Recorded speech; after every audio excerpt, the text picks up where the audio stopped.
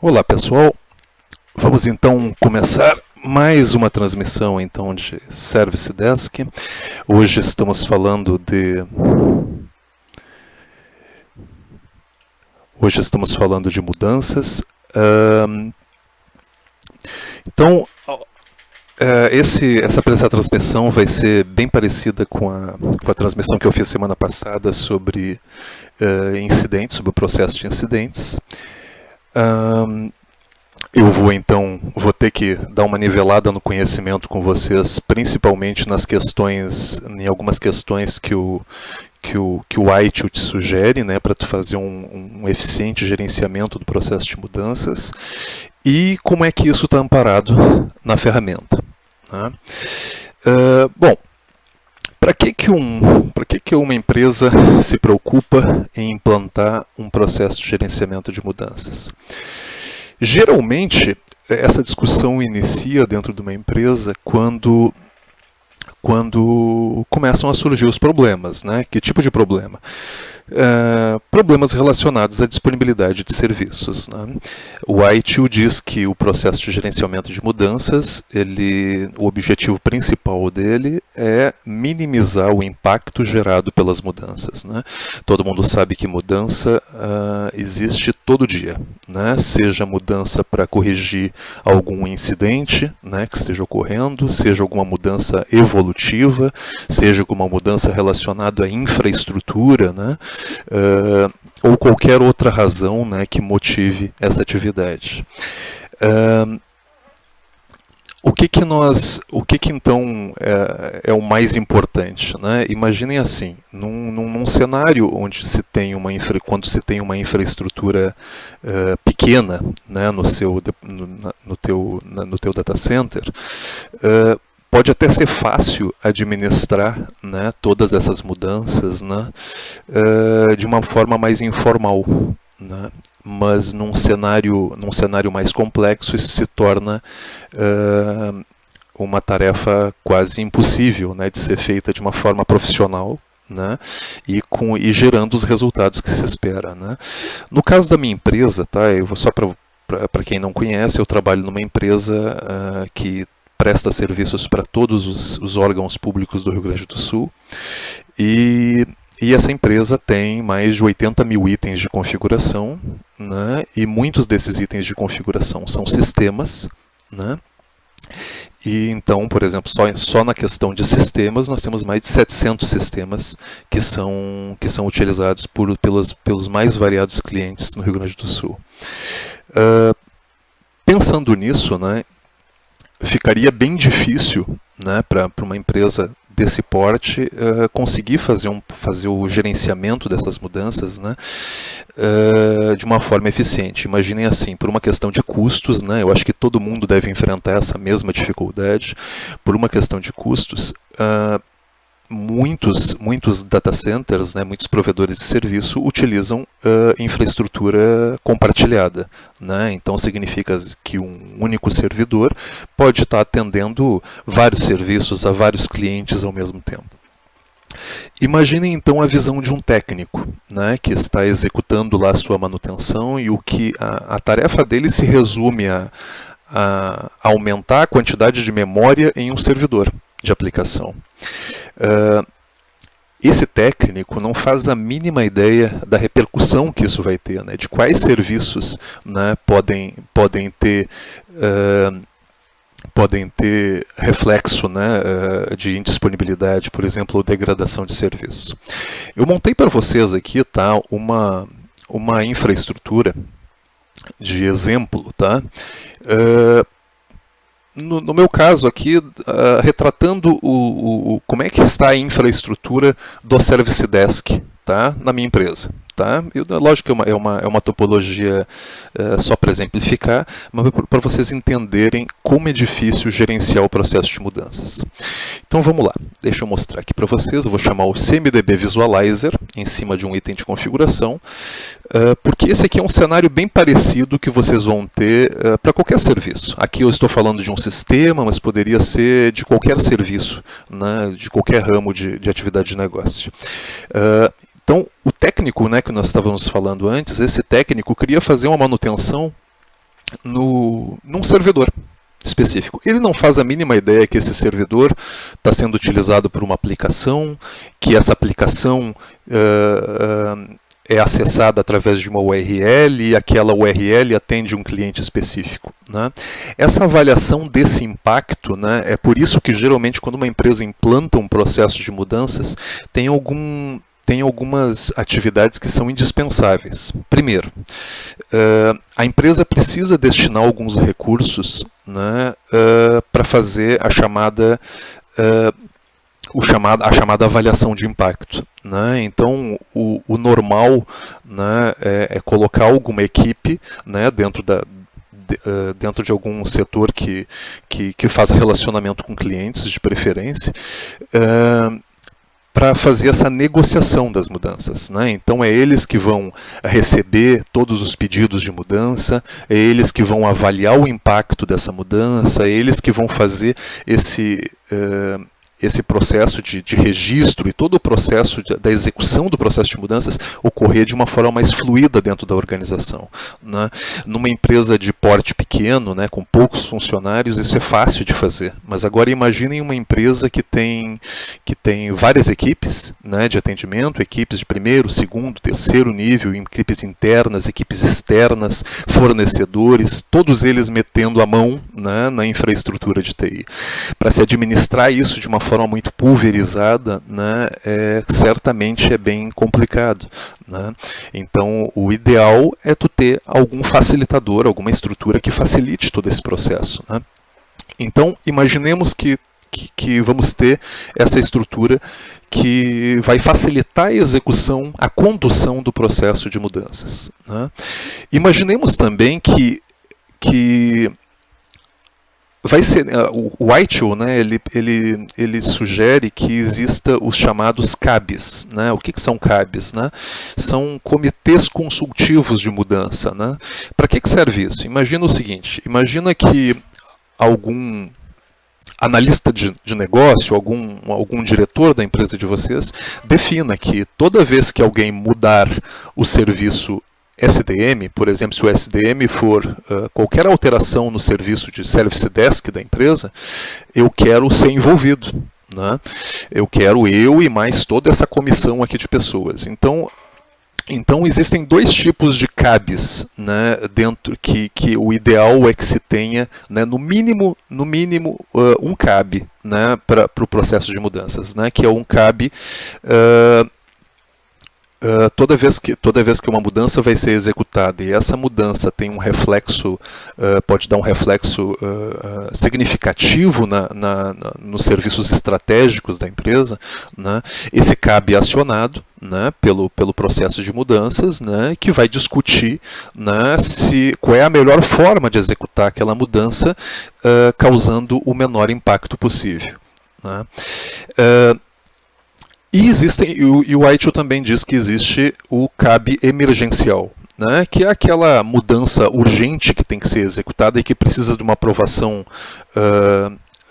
rápida, né, então que vai exigir esse CAB emergencial. Para o Service Desk, isso é um CAB. Né? Não interessa que tipo de CAB que ele é, mas a funcionalidade que o Service Desk te dá, né, para tu fazer isso, esse tipo de aprovação, é através dos CABs, né, que eu vou mostrar para vocês. Então agora eu vou dar uma passada aqui em como é que o Service Desk, alguns conceitos, né, relacionados aos atributos e funcionalidades que estão vinculadas ao processo de gerenciamento de mudanças, tá? Eu vou mostrar para vocês o formulário nativo, que não tem customização nenhuma. Tá? Vou dar uma passada rápida em alguns campos que eu já comentei no próprio processo de gerenciamento de incidentes, né? E que aqui vão ter uma finalidade muito similar. Então, por exemplo, o solicitante. Qualquer pessoa pode pedir, né, a execução de alguma mudança. Né? Quem é o usuário afetado por aquela mudança, okay? Se é o caso de existir, ou pode existir um grupo de usuários. Né? Qual é a categoria dessa mudança? E isso é uma coisa interessante. Por quê? Porque na minha organização eu preciso ter um único processo de mudanças para executar todas as mudanças? Não. O Whitehall diz, inclusive, que existem mudanças, existem diferentes tipos de mudança, né? No mínimo 3. Né? Então vamos lá, vai ter uma mudança do tipo emergencial, né? Aquela mudança que tem que ser executada a toque de caixa. Tem uma mudança que é uma mudança normal, né? Que é uma mudança que vai ter que ser negociada, vai ter que ser avaliada da forma normal. E tem aquela mudança que é chamada de padrão ou pré-aprovada, que é aquela mudança que historicamente toda vez que ela é executada, ela não causa problema na disponibilidade ou degradação de nenhum serviço, né, da empresa. Então, pensem comigo, não tem muito sentido se adotar um único processo de mudança, né, que isso vai engessar alguns processos, né, operacionais, né, se nós sabemos que existem mudanças que são, vamos dizer assim, delicadas, e existem mudanças que são que não precisam ter todo esse rigor, né, do processo, né, de mudanças, né? Até porque, uma vez eu ouvi isso numa palestra de um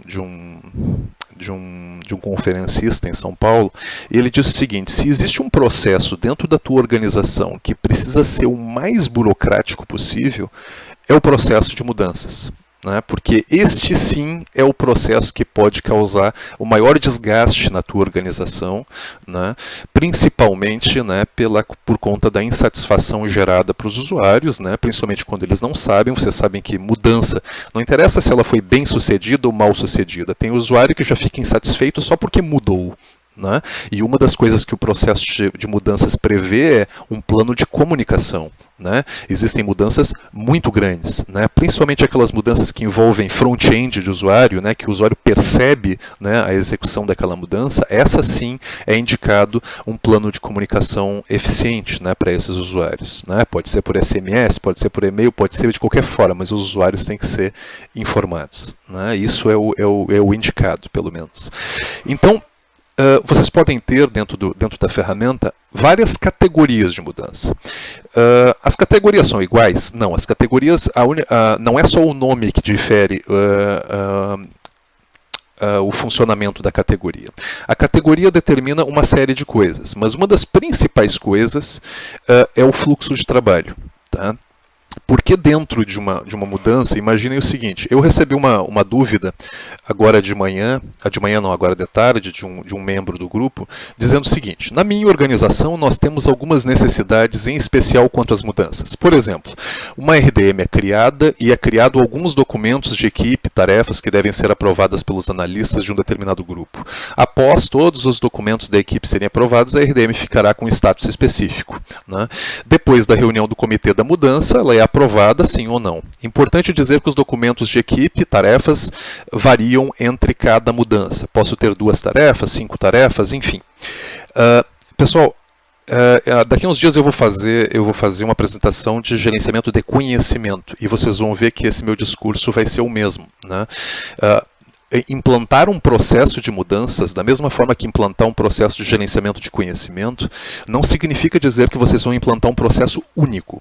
Conforme as especificidades daquele processo, né, nesse caso aqui, das mudanças, né, então imaginem o seguinte: vocês viram aqui que a ferramenta, ela já sugere, né, quando vocês instalam a ferramenta, já vem com uma série de categorias de mudança, e as categorias têm uma coisa em comum: todas elas estão relacionadas a alguma atividade. E essa é a recomendação para se montar essas categorias. Colocar elas, dar um nome para elas de acordo com a atividade que vai ser executada, e não a atividade, o serviço ou a tecnologia que está envolvida. Pode até constar a tecnologia, mas até para vocês não gastarem esforços assim onde não precisa. Como é que nós fizemos na nossa empresa? Tá? Nós iniciamos o processo de mudanças com uma única categoria, chamada categoria genérica. Todos os usuários eram obrigados a utilizar essa categoria. Conforme o processo foi amadurecendo, nós fomos criando outras categorias. Então, por exemplo, chega um dia um gestor de mudanças da empresa decidiu que, todas as mudanças relacionadas à conectividade não podem mais ser tratadas pelo fluxo normal da mudança genérica. Então, se criou uma categoria específica que era executar manutenção em estrutura de conectividade. Essa nova categoria tinha um fluxo totalmente diferenciado das outras. E isso foi acontecendo ao longo do tempo. Hoje nós temos cerca de 40, 50 categorias de requisição de mudança e elas conseguem englobar a maioria das atividades que são executadas na empresa, né? Isso é importante até para tornar o processo mais ágil, pessoal. Imaginem que eu tinha comentado com vocês que pode existir, né, um grupo dentro da tua empresa que são os facilitadores, né, que fazem todo o processo de gerenciadores de mudança. Existe até uma função no Service Desk, né, que pode ser utilizada, que é a função de gerenciador de mudança. Imagine que todas as mudanças da empresa passem por essa equipe, né? Isso é um gargalo, né? E gargalo em processo é uma das piores coisas que pode acontecer. Numa empresa que tem poucas mudanças, ok, né? Até isso pode acontecer. Agora, numa empresa que tem 50, 60 mudanças por dia que tem que ser gerenciadas, que tem que ser executadas, planejadas, né? Isso acaba se tornando inviável, né? Então, qual é o indicado? Só incluir essa tarefa de avaliação dessa equipe, né, quando a categoria de mudança for necessário, né? E isso que é o mais difícil de se fazer, né? Principalmente para quem está implantando um processo de mudanças, por onde eu começo, né? Bom, começa-se pelo maior problema que vocês têm hoje. Usem Pareto, né? Vamos lá, quais são as mudanças hoje que estão causando o maior impacto no negócio de vocês, né? E quando se fala em maior impacto, tá?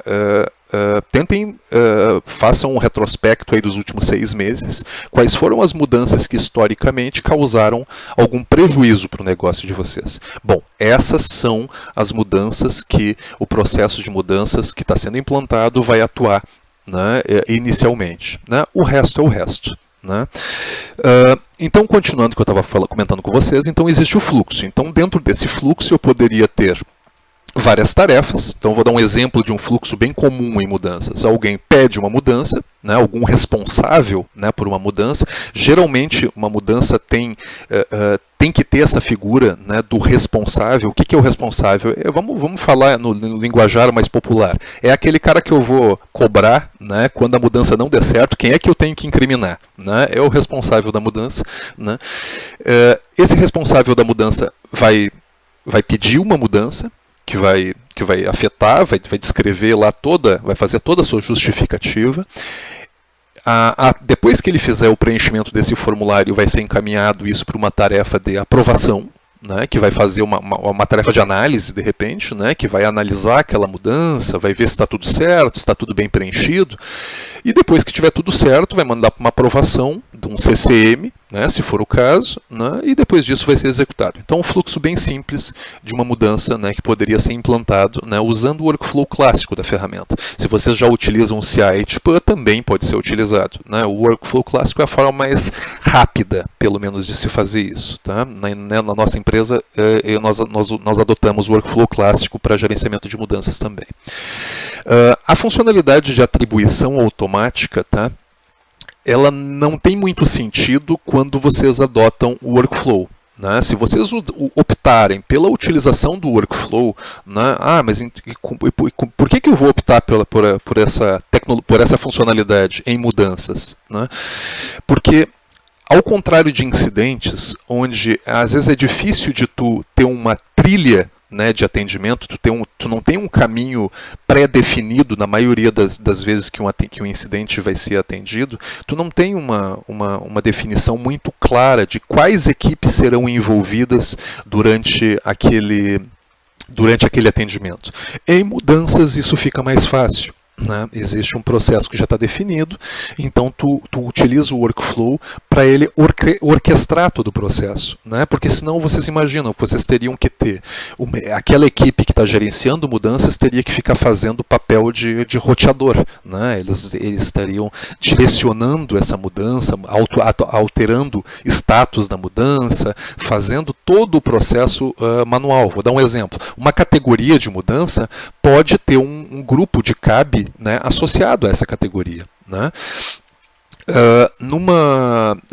Mas vocês podem ver que no próprio ticket eu também tenho a definição de um grupo de cab, né? Mas não é redundante isso? Não é redundante. Esse atributo cab só seria utilizado caso não existisse um workflow associado a essa mudança, né? Se existir um workflow associado a essa mudança, ele poderia haver aqui uma customização aqui no processo de mudanças, que quando existe um cab na categoria de mudanças, ele associa esse cab automaticamente nessa mudança, né?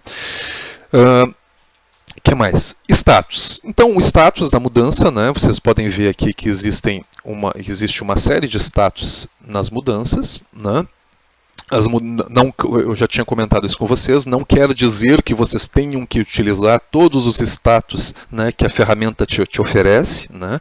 Implementem, utilizem apenas aqueles que vocês estão utilizando. O normal de se utilizar é a mudança quando está aberta, aprovação em andamento, quando ela está fechada, quando ela está com a implementação sendo executada, né, quando ela está programada para ser executada, quando ela está cancelada, né, rejeitada, né. Esses são os status mais comuns para se utilizar em processos de mudanças, né. Deixa eu voltar aqui.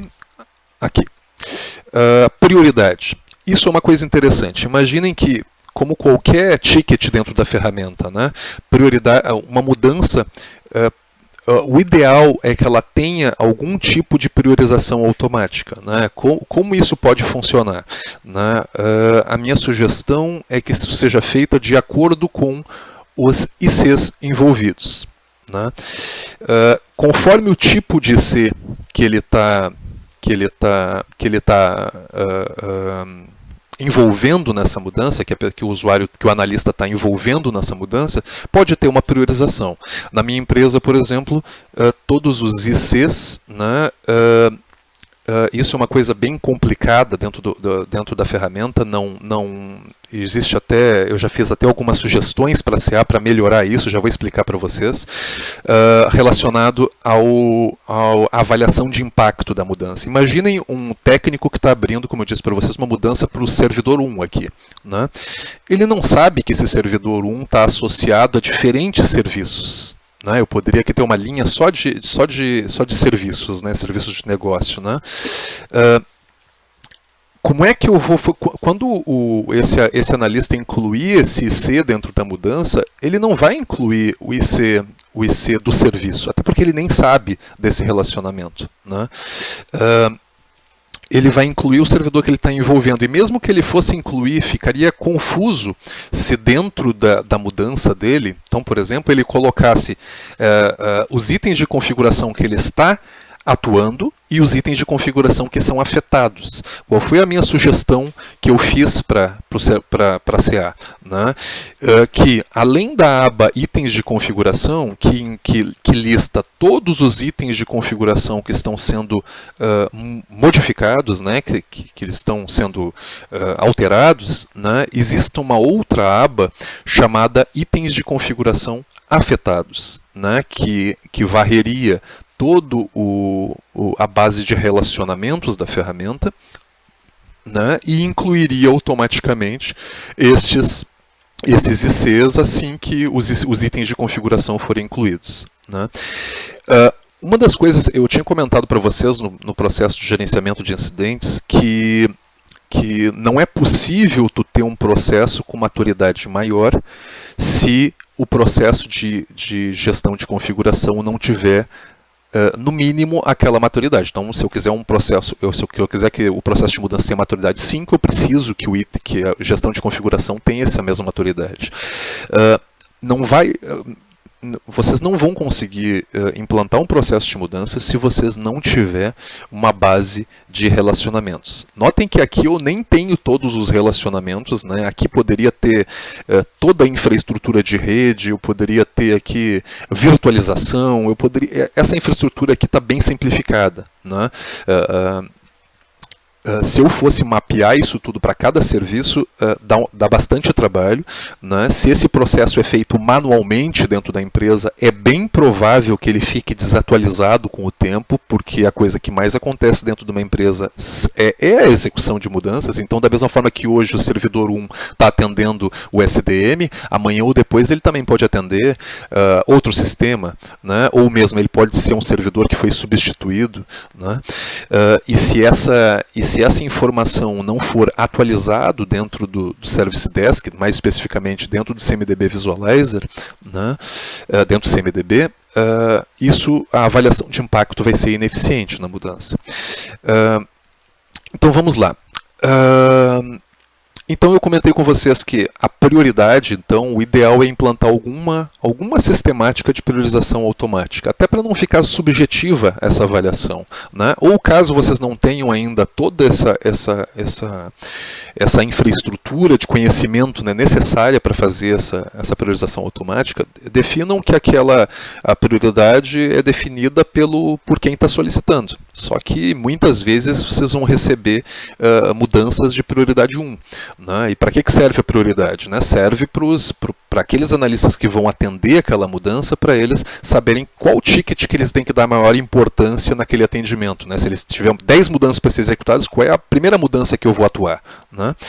O tipo de mudança, isso aqui, como eu disse para vocês, quando se tem um workflow, né, algumas coisas não é necessário fazer dentro do ticket. Né? Uma das maiores dificuldades que existe na implantação do processo de mudanças, né, isso em qualquer empresa, é a resistência. Né? Ninguém gosta, né? Bom, ninguém gosta de mudar. Né? Para início de conversa, ninguém gosta de mudar. A partir do momento que entra alguma pessoa dentro da empresa dizendo, olha, agora tu não pode mais mexer a qualquer momento naquele teu servidor. Toda vez que tu precisar disso, tu vai ter que abrir, preencher 35 campos aqui no formulário de mudanças. Né? Isso vai ter que ser aprovado, vai ter que passar por um fluxo de 10, 15 tarefas, e quem sabe até a tua mudança nem seja aprovada. Quando tu diz isso para uma área de suporte técnico, né, para uma área de operações, né, é meio que compreensível, né, que o teu processo de mudanças não seja muito eficiente, porque os usuários vão achar mais fácil não executar o processo de mudanças. Né, e se vocês não tiverem uma forma de saber que as mudanças estão sendo executadas, né, o processo de mudanças precisa ter essa certeza, né, de que as mudanças estão sendo controladas, que as mudanças não estão sendo executadas sem que a direção da empresa esteja ciente disso. Né. Se vocês não tiverem esse tipo de mecanismo, vai ficar complicado. Na minha empresa, o que nós fizemos, né, para evitar esse tipo de coisa? Nós criamos um módulo na ferramenta que não está disponível aqui, porque eu não atualizei aqui, essa minha instalação aqui não tem todas as minhas customizações, mas nós temos um módulo na ferramenta que é de registros automáticos. Eu até já publiquei isso num post há alguns meses atrás no grupo ali do Facebook. Tá? Esse módulo de registros automáticos, ele faz o seguinte: todas as ferramentas de liberação da minha empresa, né, estão ligadas com o Service Desk. Moral da história: se algum usuário tentar reiniciar um servidor, se algum usuário alterar uma inscrição de DNS, se algum usuário reiniciar um contexto de JBoss, de WebLogic, do que for, né, tudo isso fica registrado na aplicação. Né? Por exemplo, nós temos muitos sistemas hospedados no nosso data center e todas as ferramentas de liberação de versões de sistema estão ligados ao Service Desk. Então, daí fica fácil de tu conseguir auditar, né, todas as mudanças que estão sendo planejadas e aquelas liberações que foram feitas sem aprovação alguma. Né? Nós até gentilmente apelidamos essa funcionalidade na ferramenta de dedo duro. Né, porque ele não tem erro, né, todas as alterações são monitoradas. Então, o tipo da mudança, voltando, o tipo da mudança determina qual é o tipo, né, de mudança. Isso geralmente está nas instalações que eu vi de Service Desk. Geralmente o pessoal deixa isso associado à categoria da mudança e não ao ticket. Né, conforme a categoria que foi selecionado, ele vai popular essa informação automaticamente no ticket. O risco, né, existe uma uma funcionalidade na ferramenta que é a pesquisa de risco, né, que tu pode implementar no teu processo, né. Toda vez que um usuário for pedir uma mudança, tu pode determinar que o teu processo não vai aceitar mudanças que o usuário não tenha preenchido a pesquisa de risco, né. A pesquisa de risco pode ser montado, né, por vocês, né, aqui nas pesquisas de risco. Então, vocês podem ter uma série de perguntas, conforme as perguntas ali que vão sendo respondidas, o risco vai ser automaticamente preenchido, né, porque é configurado. Aqui no nível de risco tem uma configuração relacionada aqui com as pesquisas de risco. É uma funcionalidade interessante. No nosso caso, na minha empresa, nós não utilizamos a pesquisa de risco. Tá? Já utilizamos uma época e depois acabamos não utilizando, porque isso acabava sendo mais um impeditivo para o processo de gerenciamento de mudanças funcionar, porque os usuários estavam reclamando demais que tinha que preencher muita informação, né? E nós queríamos, no início de qualquer processo, nós queríamos fazer com que esse processo fosse executado, né? Que ele fosse seguido, né, pelos analistas, né? Então, esse começa sendo o principal desafio. Se vocês precisam implantar um processo de mudança, assim como qualquer outro processo, pessoal, a regra é muito simples. Façam o formulário inicial sempre simples, né? Depois, com o tempo, vocês vão aprimorando ele, vocês vão colocando mais exigências, enfim, né? Depois eu vou dar uma mostrada para vocês como é que está o formulário que é utilizado na minha empresa. Esse ticket foi criado pelo analista tal. Responsável e grupo são dois atributos que são utilizados apenas nas situações quando a mudança não é orquestrada por um workflow. Então, se o workflow existe na mudança, esses campos perdem um pouquinho o sentido, porque esse ticket não vai ser transferido manualmente para essas pessoas, né? Ele vai ser transferido pelas tarefas de workflow, né? Cabe, que eu já tinha comentado com vocês, impacto da mudança, né? Impacto da mudança, eu já tinha comentado isso com vocês, né?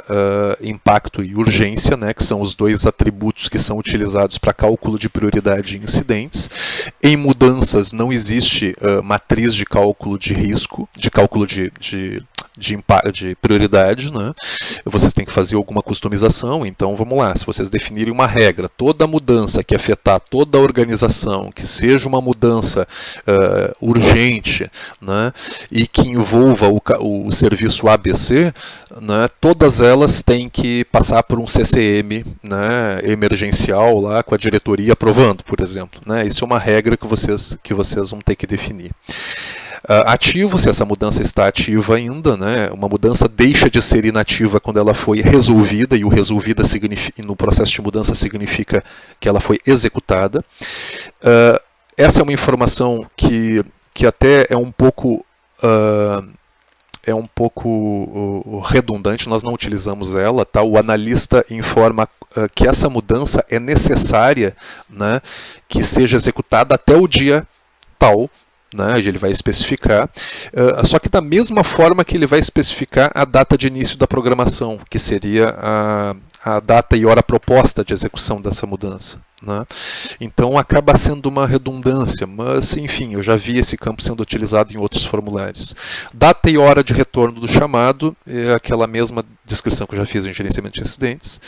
Causa raiz, não vejo muito sentido esse campo num formulário de mudanças, né? Qual é a organização daquela mudança? Enfim, essa informação eu acho que eu não sei se, de repente, uma mudança que está sendo solicitada por diferentes organizações, né? Eu posso ter empresas terceiras que executam mudanças no meu data center, pode ter algum sentido, mas isso de qualquer forma estaria associado à empresa do solicitante ou à empresa do usuário final afetado, então eu não vejo muito sentido nesse campo. Projetos, se vocês já têm, por exemplo, uma solução da CA, que é o CA Clarity, né? O Clarity, uma das coisas que ele faz depois que ele é implantado, todos os projetos que estão cadastrados no Clarity viram itens de configuração, né, virariam itens de configuração dentro do CMDB, né? Então seria possível localizar um projeto, né, do Clarity aqui dentro, né? Então o analista que está preenchendo essa mudança vai informar que essa mudança está atendendo o projeto específico. Código de fechamento. Essa informação aqui é uma informação que é preenchida geralmente no final da mudança, tá? E tem algumas empresas que solicitam que quem executou a mudança coloque essa informação, e tem outras empresas que acabam colocando uma equipe só para avaliar o sucesso de uma mudança, né, e eles que vão definir esse código de fechamento, né, que vai dizer como é que a mudança foi executada. Depende da regra de negócio de vocês que isso seria bem utilizado, enfim. Ticket de sistema externo, já tinha comentado também no gerenciamento de incidentes. Que mais? Existe também especificação de mudança, né? Tu pode, eu não tive ainda a feliz oportunidade de testar esse recurso, né, do HackF dentro do Service Desk, né, mas é possível que se tu tiver uma infraestrutura de monitoramento nos teus itens de discovery, né, nos teus itens de configuração, então imaginem que vocês vão fazer uma mudança em um servidor, uma mudança de hardware, por exemplo, em um servidor, onde eu tinha lá no atributo que diz a quantidade de memória, eu tinha 8 GB. Então, quando tu vai especificar a mudança, tu diz que o objetivo da mudança é mudar para 16 GB o atributo desse item de configuração. Então, vocês criam uma especificação de mudança e depois disso vocês podem confrontar. A ferramenta mesmo consegue confrontar se a especificação de mudança foi cumprida ou não. Eu nunca vi essa funcionalidade ainda sendo utilizada por cliente nenhum. Até se vocês já têm essa experiência aí, relatem que eu sou bem interessado até em aprender isso. Logs de verificação, não sei para que, nem me lembro para que serve. Acho que é... Não me lembro. Tickets relacionados, a todos os tickets que estão relacionados com essa mudança. Que mais? As propriedades da mudança, né? Alguma justificativa de negócio, enfim, né? que justifique a execução dessa mudança. As tarefas, né? Isso é uma coisa que eu fiz uma customização na ferramenta que eu até recomendo para vocês. Dá um trabalho enorme para se fazer essa customização, mas o retorno... lembram que eu tinha comentado com vocês, né, que os usuários se assustam, né, quando entram num formulário que tem dezenas e dezenas de campos dentro da ferramenta. Então, por exemplo, um usuário que está criando uma mudança, será que tem sentido aparecer o código de fechamento na abertura do ticket? Será que tem sentido exibir a aba tarefas de fluxo de trabalho quando o cara está preenchendo, quando esse usuário está preenchendo o ticket, levando em conta que tarefas de fluxo de trabalho só vão ser exibidas quando o usuário salvar essa requisição de mudança, né? Então, usando essa lógica, né, os campos que estão sendo exibidos nos formulários da Procergs, né, da empresa que eu trabalho, só são exibidos os atributos que no momento certo. Então, se naquele estágio do fluxo, né, existe a informação, se já é necessária a informação de código de fechamento, bom, essa informação vai ser exibida somente no momento correto. É uma customização que dá bastante trabalho para ser feita, porque coloca uma série de condicionalidades dentro do formulário, né, mas o resultado final é interessante, porque deixa o formulário mais clean, né, e os usuários não se confundem tanto nesse preenchimento, né. Pensem assim, quanto mais complexo for o formulário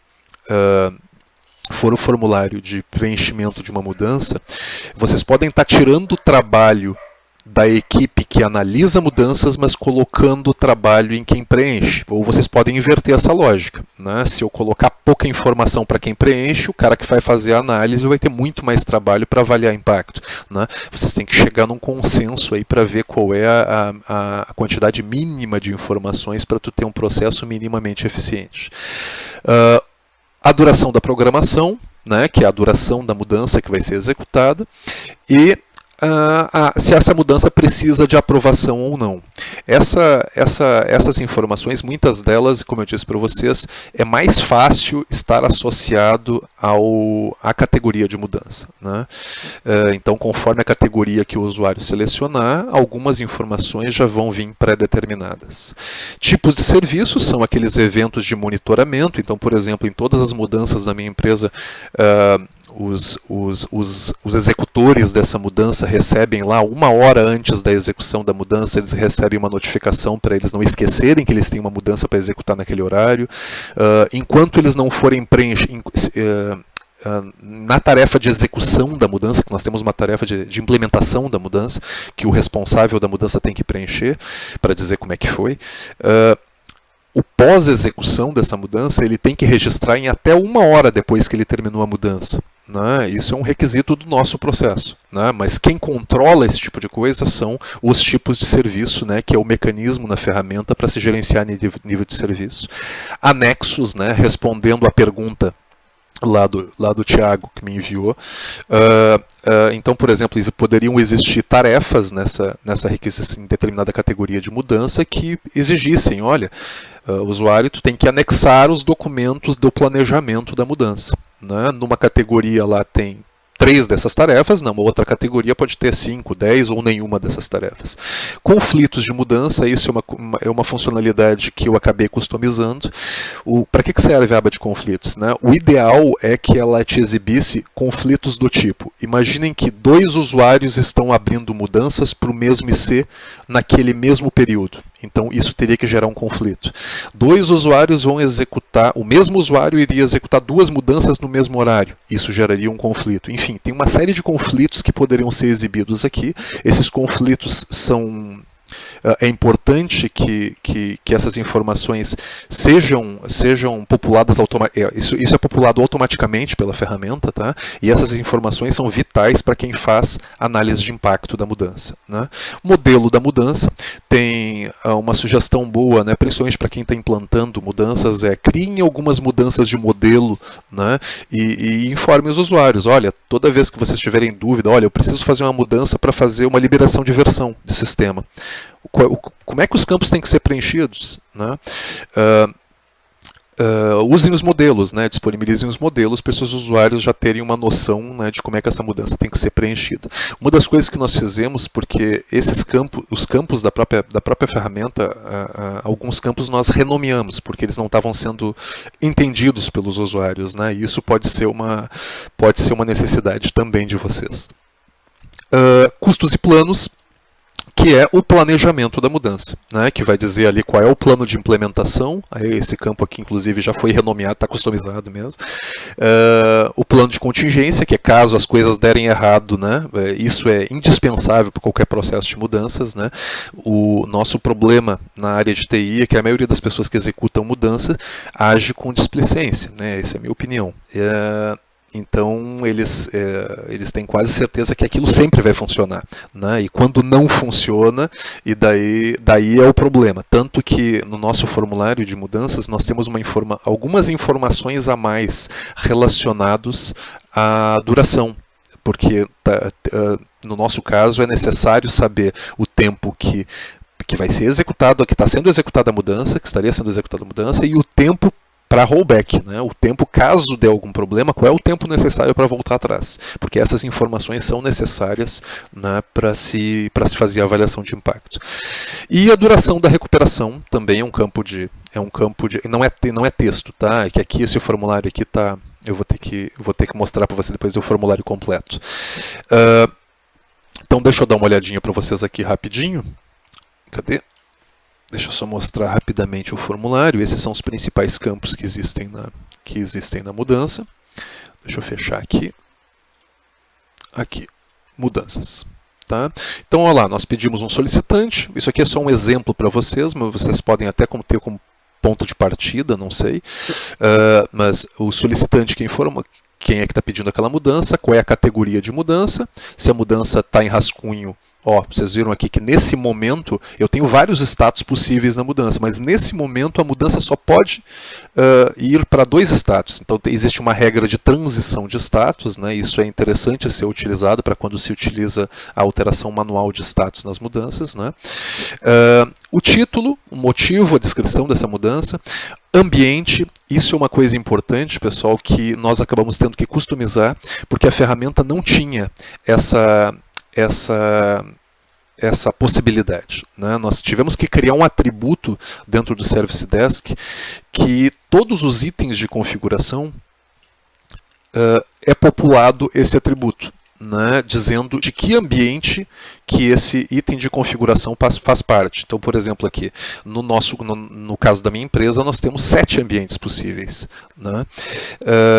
Isso aqui é importante principalmente para não causar uma análise de impacto errada, né? Imaginem que eu tenho lá vários itens de configuração que estão associados à mesma aplicação, né? Mas alguns itens de configuração são de desenvolvimento, outros itens de configuração são de homologação, né? De repente não faria muito sentido eu fazer todo uma avaliação de impacto para itens de configuração que são de desenvolvimento, por exemplo, né? Eu posso ter menos rigor, né? Isso foi uma customização que nós acabamos tendo que fazer na ferramenta, que é toda vez que um usuário preenche os itens de configuração que vão ser afetados naquela mudança, existem 2 campos que são preenchidos automaticamente, tá? Que são os campos de sistemas afetados e clientes afetados, que é um dos principais serviços que a minha empresa tem, que é a operação de sistema, né? Como existem lá 700 sistemas sendo utilizados por uma centena de clientes, né, no Rio Grande do Sul, então nós queríamos ter a certeza, né, de que uma mudança, quais são os sistemas que estão sendo afetados e quais são os clientes, né?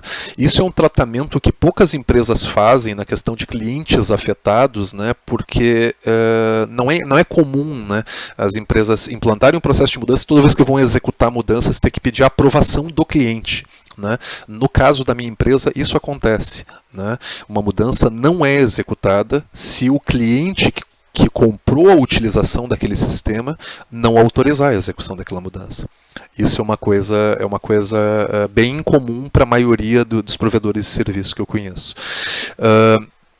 Então, ele vai informar ali um risco na avaliação dele, né? Qual é o risco de se executar essa mudança, né? Ele que vai avaliar essa informação.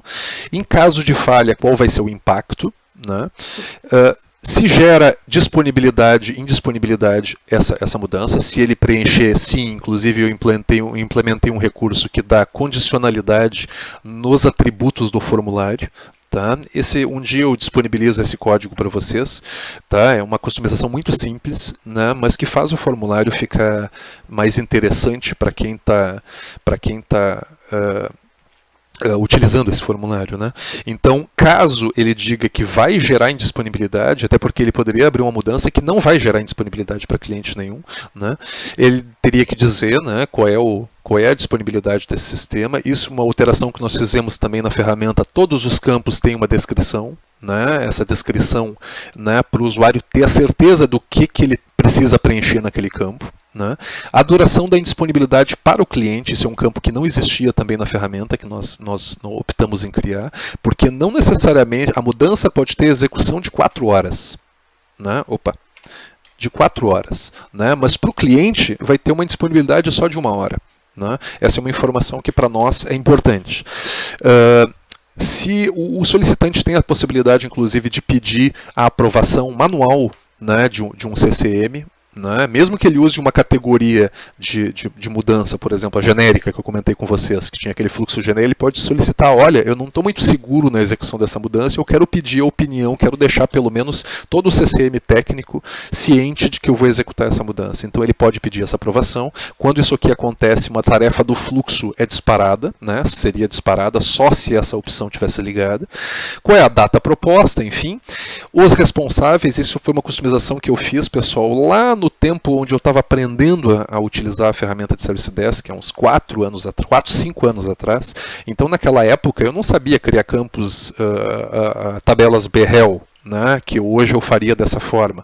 Eu acabei criando, como nós chegamos à conclusão que no máximo uma mudança tem, na nossa empresa, né, 4 executores diferentes, né, ao mesmo tempo naquela mudança, eu criei 4 campos de responsável, né, de executores, né, sendo que o primeiro é o responsável da mudança, e 4 grupos, né, que o cara pode informar um ou outro. Né.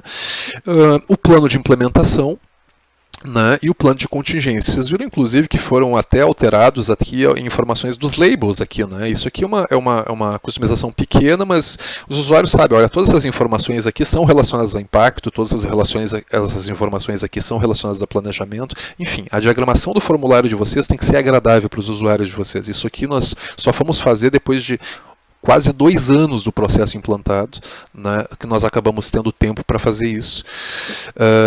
E isso ajudou bastante. E a duração para recuperação, que eu tinha comentado com vocês, né? Ele pode me dizer que a mudança vai ser executada em 10 minutos, mas se o analista me disser que, caso dê algum problema, eu vou demorar 4 horas para voltar atrás, né, certamente vai ter um crivo muito maior nessa mudança, né, antes dela ser aprovada.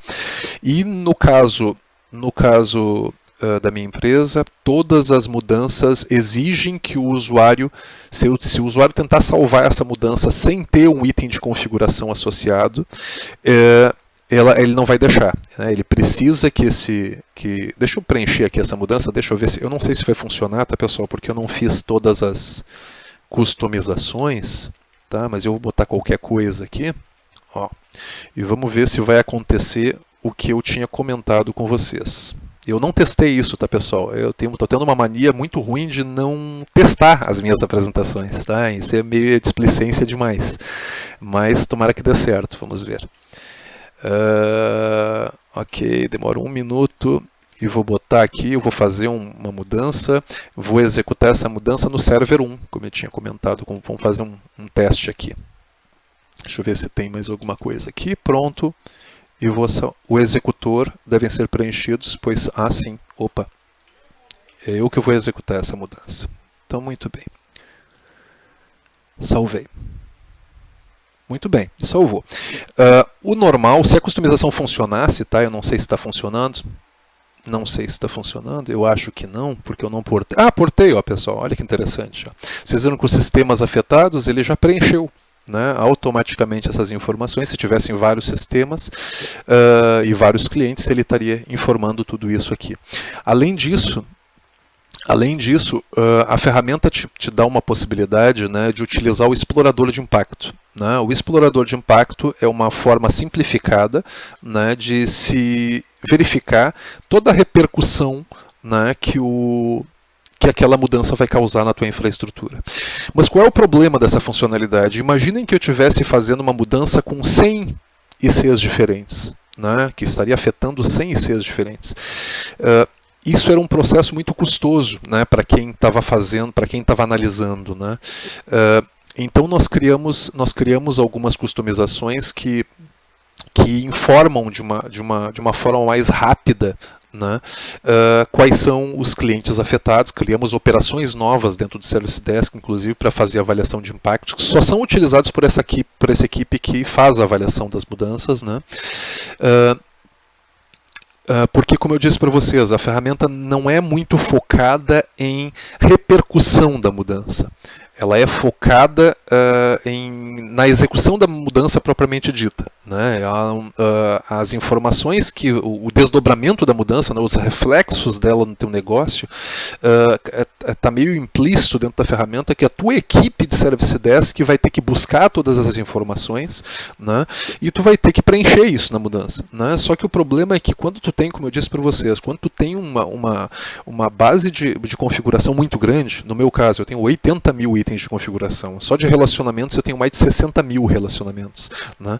Se vocês pensarem em fazer isso de uma forma manual, ou pedir para o analista, né, colocar manualmente na mudança, ir expandindo, olhando cada coisa, né, imagina ele fazendo isso centenas de vezes, né, é meio que certo que os teus usuários vão acabar escapando do processo de mudanças, né, tanto a equipe que analisa essas mudanças, porque isso vai ser um trabalho muito cansativo, né, o dia inteiro fazendo isso, quanto para as pessoas que preenchem a mudança. Se vocês terceirizarem essa atividade de avaliação de impacto para o analista que está abrindo a mudança, é quase que líquido e certo que ele vai tentar dar um jeito de fugir, né, do processo de mudanças, né, porque ele sabe que aquilo é uma burocracia para ele, né, no ponto de vista dele, muito grande. Né.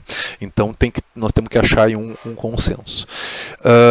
A ferramenta também te disponibiliza uma aba, né, que é uma aba de calendário de mudanças, onde ele vai te exibir, que também pode ser customizada aqui para exibir as mudanças da forma que vocês quiserem, né. Isso aqui é uma aba muito informativa das mudanças que são executadas aí semanalmente, mensalmente, diariamente. Que mais? E a parte de relatórios, como eu disse para vocês, todas as mudanças, nós temos alguns indicadores, né, que estão ligados à execução de mudanças, né? E esses indicadores acabam movendo o processo de mudanças, assim como outros processos, tá? Porque esses indicadores são um forte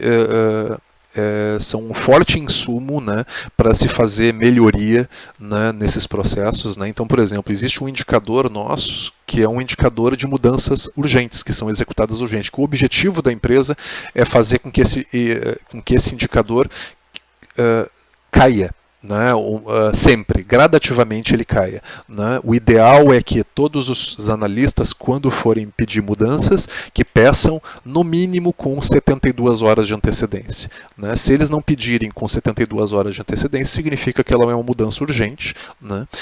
E como eu disse para vocês, para uma equipe, para uma empresa que acaba tendo que negociar todas essas mudanças com todos os seus clientes que estão sendo afetados, né, esse tempo, né, de 72 horas até às vezes é pouco, né, comparado com o trabalho que se faz nessa negociação, né, com esses clientes afetados, né. Então, quanto menos mudanças urgentes existirem, melhor para nós, né, no caso da minha empresa.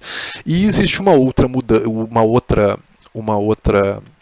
outro dilema também em qualquer data center, né, que é o dilema da questão de horas extras, né. Qual é o normal para qualquer serviço, né? Executar mudanças em períodos que os usuários não estão utilizando.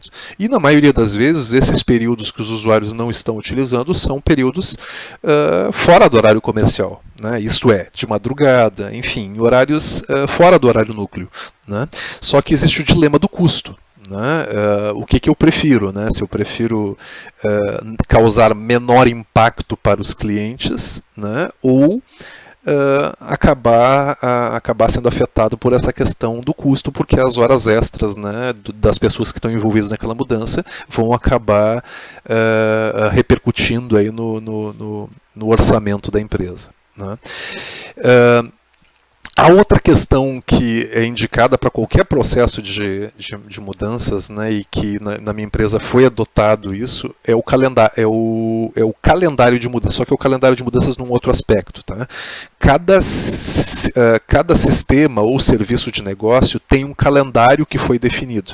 Então, por exemplo, existem mudanças de determinadas categorias que, quando elas são pedidas dentro do calendário de mudanças definido, então, por exemplo, o serviço SDM aqui, por exemplo, ele poderia ser mexido todos os dias das 20 às 22 horas de segunda a sexta. Se um analista pedisse para executar uma mudança durante esse período previamente acordado, então o processo ia aprovar automaticamente essa mudança, né, se for executado dentro desse período. Né? Da mesma forma que poderiam existir, isso é uma informação muito importante para quem está fazendo avaliação de impacto. Imaginem lá que o usuário, eu fui abrir uma mudança e eu botei lá o servidor, né, e olha como isso é complicado de ser avaliado dentro da ferramenta. Eu coloquei dentro um nome de um servidor afetado e esse servidor atende vários sistemas. Né? E cada um desses sistemas tem um calendário de mudanças diferente, tem um horário tem uma faixa de horários possível para ser executado mudanças. Né? Para o analista ter essa visão, ele teria que utilizar um botão que aparece dentro do formulário de mudanças chamado programador. O programador vai olhar todos os ICs que estão... Eu tirei esse formulário aqui, tá? Mas vocês podem testar aí na instalação de vocês. Todos os horários de todos os ICs envolvidos, né, e vai te mostrar qual é uma sugestão de horário, né, sugestões de horário de acordo com o calendário. Só tem um problema dessa funcionalidade. O problema dessa funcionalidade é que eu não estou interessado no calendário de mudanças do servidor. né? Eu estou interessado no calendário de mudanças do serviço afetado que pode estar lá embaixo na infraestrutura, né? Eu estou aqui com o servidor, mas quem me interessa, o nível de serviço que foi estabelecido com o cliente tal, ou com essa URL aqui, né, que eu defini para esse serviço, e o calendário de mudança, o calendário de horários existe dentro dessa URL, não dentro daquele servidor. Esses detalhes que acabam não sendo detalhes, impactam muito o processo de avaliação, né, de impacto. Né, e nós não podemos supor, como eu disse para vocês, não dá para supor que os analistas vão fazer esse trabalho.